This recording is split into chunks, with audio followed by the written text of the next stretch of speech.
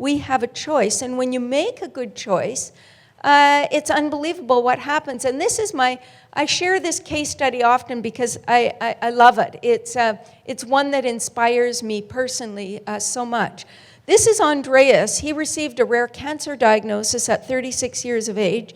He went from being a food and wine aficionado extraordinaire to being a whole food plant-based diet devotee. And his cancer went into remission. But the real story here is what happened to the rest of his family. The health changes they all saw were amazing because when Andreas went on the plant-based diet, the entire family said, Andreas, whatever diet you're doing, we're doing with you, because we want to support you and always be able to eat as a family. And that's the part that I don't see very often. I just thought it was so touching. And what greater gift could you give to a loved one than to support them in that way? But the real story here is about his father, Carlos. You see, Carlos had had type 2 diabetes since the 80s. He had had a serious heart attack. He had one just before Andreas was diagnosed. He had hypertension, high cholesterol, peripheral artery disease, early stage renal failure, recurring gout. And his prognosis was not good. He was told he had progressive irreversible diseases, that he may have as little as 2 years left. He better get his affairs in order. His kidneys were starting to fail. Things were not good. He was being treated on 17 pills a day and 35 to 40 units of insulin. And after less than a year on a whole food plant-based diet, Carlos was taking 0 insulin and 0 pills. And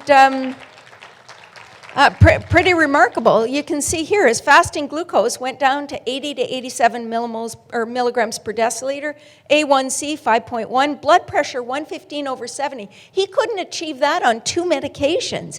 They did PET scans. His arteries opened up. His peripheral artery disease disappeared. His kidney function normalized. He didn't get one single further recurrence of gout. He was getting 6 or 7 or 8 episodes a year. And 7 years later, he's still free of these diseases and these medications. And here's his cardiovascular disease reports. You can see he had very severe heart disease. He had an inferior wall infarct superimposed with ischemia. He had hypokinesis. He had a reduced ejection fraction. Look at this. That was 2005. Look at 2017. No evidence of abnormal cardiac activity. No evidence of ischemia, normal chamber size, normal ejection fraction. It's unbelievable, but this is what is possible. Not everyone is willing to make the necessary lifestyle changes or the kinds of lifestyle changes that Carlos made. But every single person has a right to know that lifestyle changes are a safe and highly effective treatment option. And I often meet physicians who say, oh, well, I believe you, but my patients would never do that. And what I say in response is, how do you know? How can they do that if you don't inform them? Your job as a physician is not to decide for your patient what they will or will not do, but rather to lay the options out on the table. If you don't lay it out as an option, how can they possibly choose it? And so I think we really need to get with the program. The diet goal is simple. It is diabetes reversal and nothing less. That's what we're after. So in order to accomplish this task, we have to overcome insulin resistance, which means producing weight loss in overweight patients. It means overcoming lipotoxicity and inflammation and oxidative stress and dysbiosis. It means restoring nutritional health. And so what are the essential ingredients for diabetes reversal? Well, essential ingredient number 1 is whole plant foods. We want 10 or more servings of non-starchy vegetables and fruits each day, and a wide range of them. What we know is that the more vegetables and fruits people seem to eat, the lower the diabetes risk. For every serving, risk was reduced by 13% for green vegetables. green leafy vegetables, 10% for other vegetables, 7% for fruits. Imagine if we had 10 servings of green leafy vegetables, or even 10 servings of other vegetables. 10 times 10, nothing.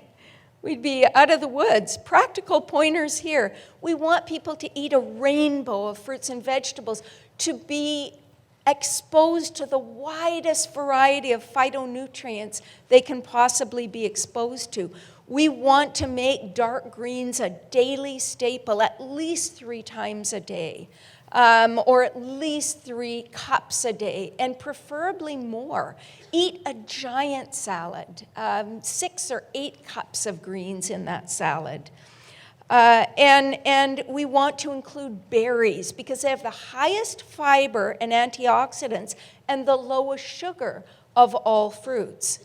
So overall, we want to select unprocessed or minimally processed choices. Unprocessed like fresh fruits and vegetables, minimally processed like frozen plain fruits and vegetables. We want to moderate processed foods like unsweetened juices or canned fruits and vegetables. The exception would be green juices without a lot of sweetness. I would say that would be a reasonable option to increase antioxidant status of the individual. We want to completely avoid the highly processed choices like sweetened fruit-based desserts and deep-fried vegetables. We want a lot of legumes for people with diabetes. 3 or more servings a day would be optimal, and we're talking about a half a cup in a serving.